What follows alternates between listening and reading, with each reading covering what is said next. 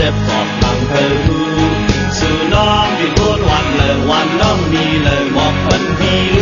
ơi mong từng mong cha non ơi mong từng mong cha non thầy oan thầy hữu rằng sự biến chữ hợp sự giọt đi lời hư ơi dù cây cây ya má tâm sức qua cây cây lắm buồn từng lần xuân nay anh hát rằng cô nà ơ xa cười má cái nắng yêu này âm tớ yang đầy dần thu dài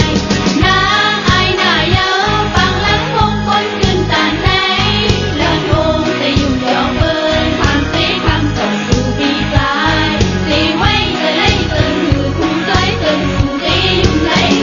ôi mong mừng mong cha nó ôi ai quên đi nó âm ha có đắng xê lù mong đắng xê lù vẫn nắng hoa lên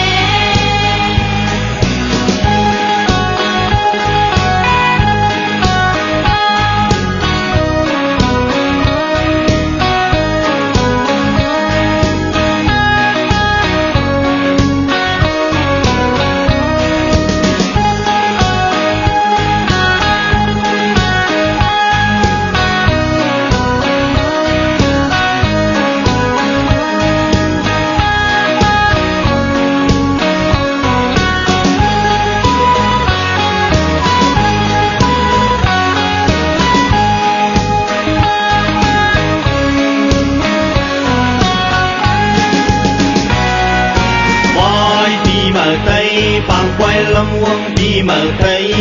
ma lệ màu sao tây hôm sớm hát con đi mở tây mưa nay biển thoái hôm cần mưa giòn cần màu sao lệ tây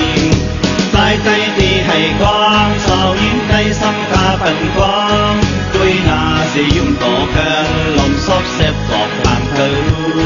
sự đó biển